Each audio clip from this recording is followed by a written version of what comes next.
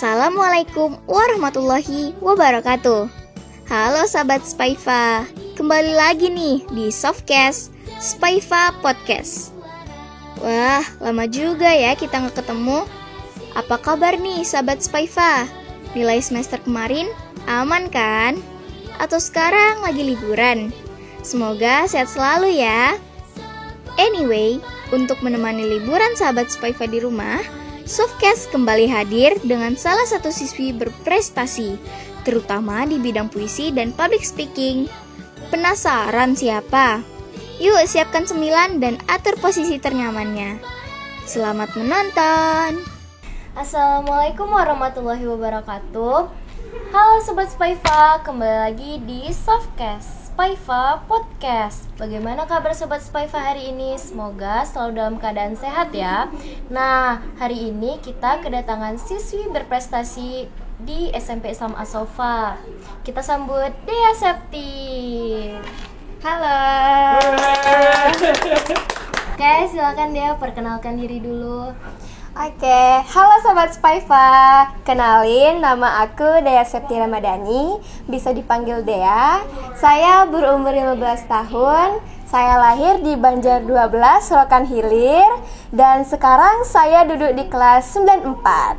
Berarti dia kelas tahfiz ya? Iya. Oh ya, Sobat Spaifa, di SMP Islam As-Sofa di setiap angkatannya ada kelas tahfiz loh. Dan Mera mau nanya nih, di kelas tahfiz itu ada program apa aja sih? Kayak target hafalan atau program ujian?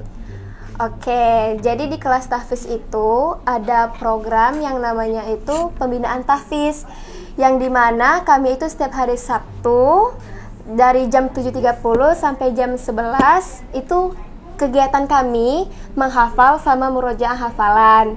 Terus target kami di kelas tahfiz itu 4 juz. Nah, terus ada juga namanya ujian tahfiz, yang dimana yang hasil hafalan kita itu diujiankan gitu. Nah, selain berbakat di bidang tahfiz, Dea juga berbakat di bidang lainnya nih. Dea boleh di-spill dong beberapa bakat Dea yang ada di SMP Islam As-Sofa ini. Nah, dia itu paling sering ya ikut lomba baca puisi. Kalau di lomba baca puisi itu dia udah pernah dapat juara 1, 2, 3, harapan 1 juga pernah. Terus dia juga pernah ikut lomba bercerita, terus dai-daiyah, speech bahasa Jepang, sama ranking 1 bahasa Jepang. Masya Allah, banyak ya. Dari semua perlombaan tersebut, ada nggak yang paling berkesan untuk dia dan apa alasannya? Kalau ditanya nih yang paling berkesan ya, menurut Dea semua yang lomba Dea ikuti itu berkesan. Tapi ada satu lomba yang itu tuh bener-bener berkesan banget bagi Dea. Nah, lomba apa? Jadi itu tuh lomba bercerita. Kenapa berkesan? Jadi gini ceritanya. Dea itu ditunjuk sebagai ikut lomba nih, lomba bercerita. Nah, pas banget itu tuh waktu 17 Agustus yang diadakan oleh Dispusip. Nah, Dea ambil judul. Jadi itu ada 3 judul. Pertama itu Sultan Syarif Qasim, Marhum Pekan, sama Kereta Api. Nah, Dea ambilnya itu Sultan Syarif Qasim.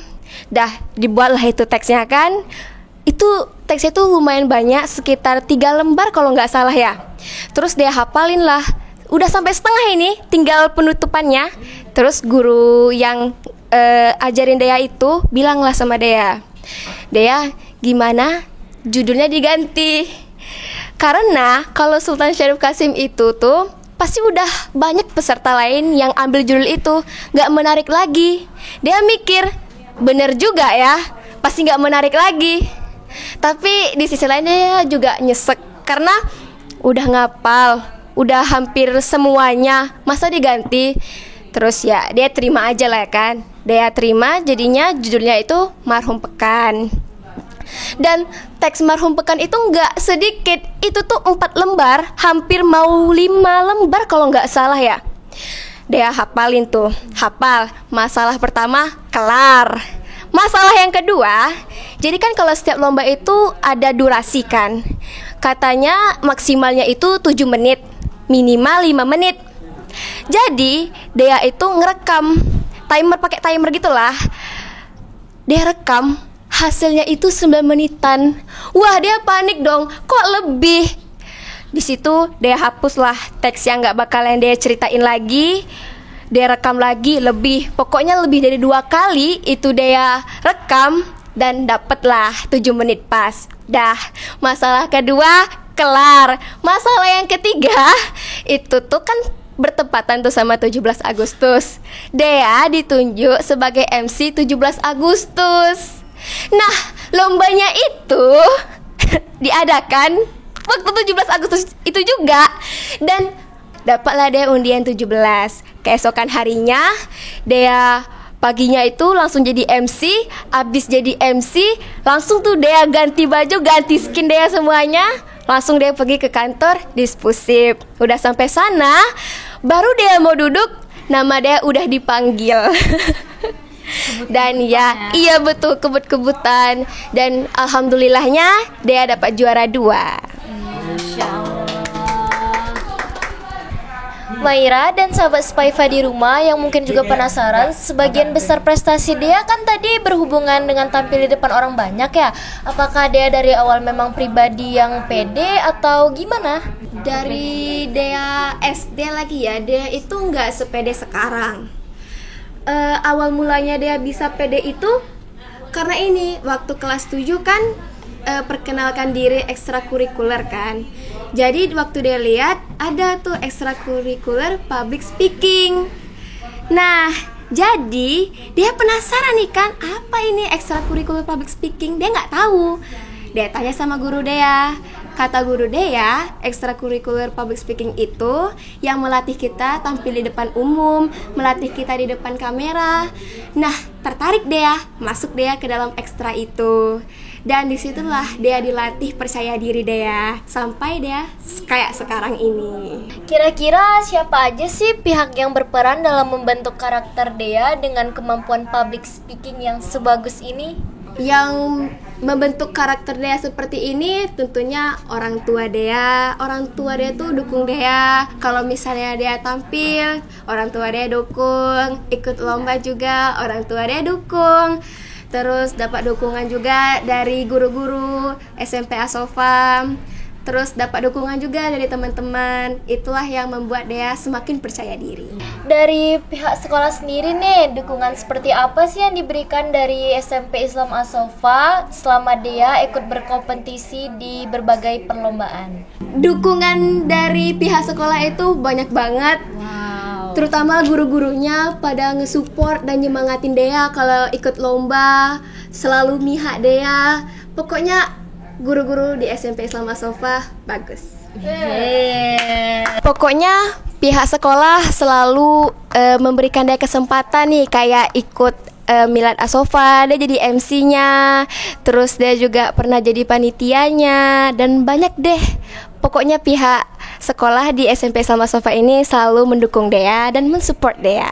Boleh dong kasih tips buat teman-teman yang ada di rumah biar bisa percaya diri kayak Dea. Tipsnya itu kalau Dea kuasai materi yang akan disampaikan, terus berlatih. Karena kalau nggak berlatih ya nggak bisa.